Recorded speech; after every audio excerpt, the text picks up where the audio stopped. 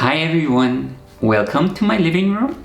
My name is Norman. I run the blog nimbleneedles.com, and today I want to show you how to roll yarn into a nice ball.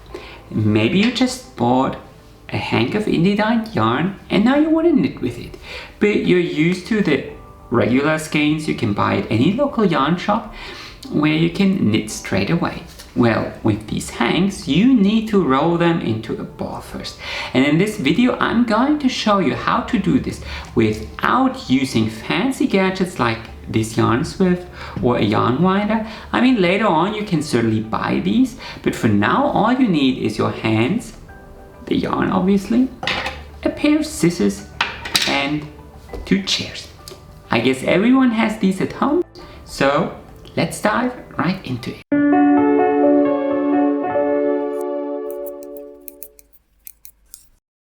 So, the first thing you need to do is you need to place 2 chairs facing each other with their backs in front of you. And then, I mean, you can use any, these are, well, my regular dining chairs, but you can basically use any other chairs as long as the back is not too wide. And then you need to pick up your little hank. And these hanks typically have one end that looks super nice and one that is sort of wonky. And there is always this kind of loop. I don't know how well you can see this. There's this loop, and what you have to do is you just have to push that loop through, and this will unravel the knot, and then you should end up with a big loop of yarn. And this loop will have knots tied around.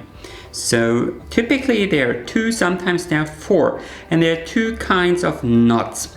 First, there is these kind of knots. If you pull them out, this knot just is an extra spare loop that does not connect with the rest of the knitting yarn, and you can just cut that away.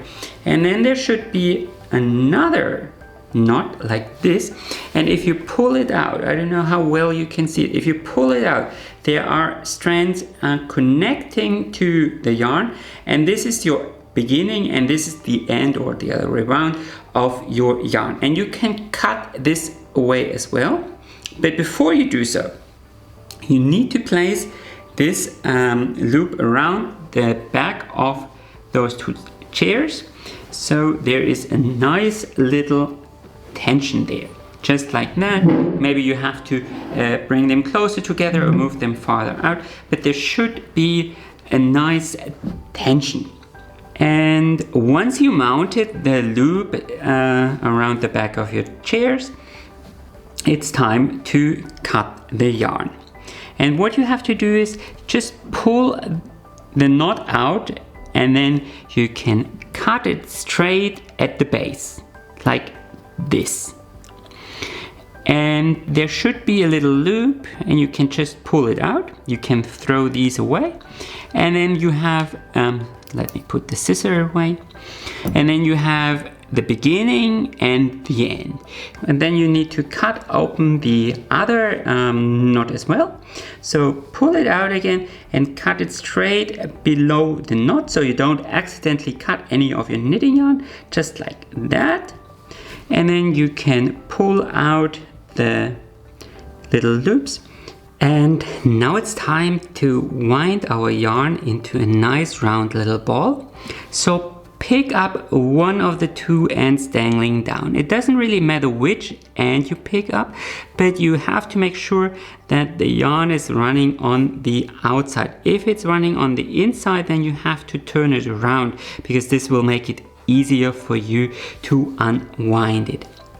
And this is what I do. First, I wrap the yarn around my fingers into a loop 10 or 20 times. I mean, this is no exact science, just creating a nice little loop.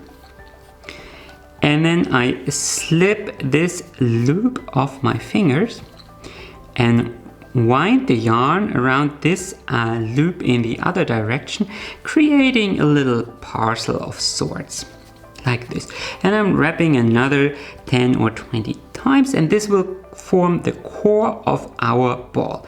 And now I rotate the little puzzle around again, and then I start winding, rotating the ball or ball in the making with every turn. See, every turn I rotate the ball a little bit, and once I covered 360 degrees, I turn it around and start wrapping in a different direction, rotating the ball with every round I wind, like this.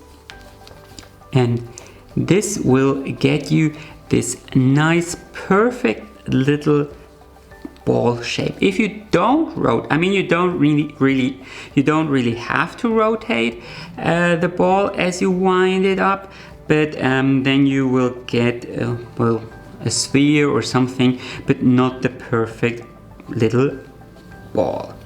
So I wound up a nice little ball here, and I hope you can see this a bit better, how I rotate the ball as I go. I'm constantly rotating it, and another thing I'm constantly doing is I'm pushing back the loop, because it's probably rising to the top and you don't want that.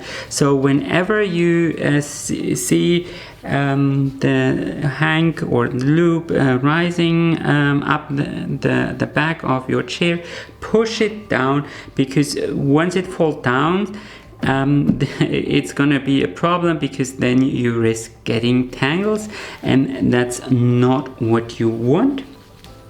And as you proceed, this will get a bigger problem, because the loop is getting lighter and lighter, and it's going to get easier and easier for you to lift it as you unwind it.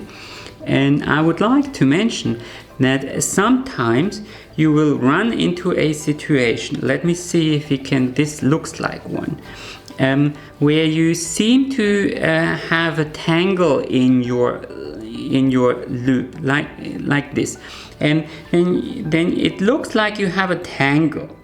But one thing you definitely should never ever do, don't try to untangle and cross this way or that way.